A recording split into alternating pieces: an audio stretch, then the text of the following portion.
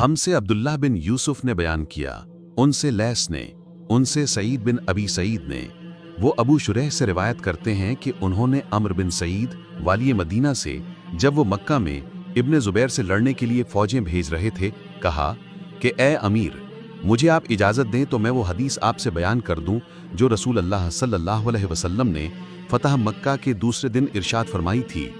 उसको मेरे दोनों कानों ने सुना और मेरे दिल ने उसे याद रखा है।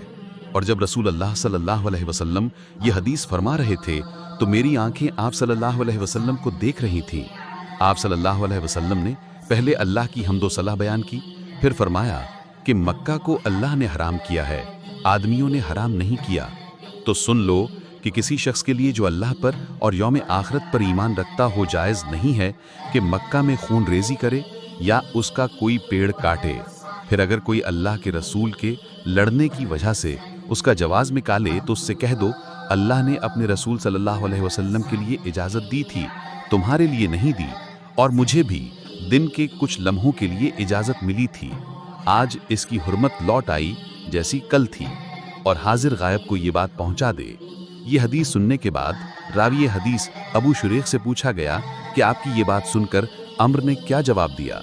कहा यूं कि ए अबू शुरैह, हदीस को मैं तुमसे ज़्यादा जानता हूँ, मगर हरम मक्का किसी खताकार को या खून करके और फितना फैलाकर भाग आने वाले को पनाह नहीं देता।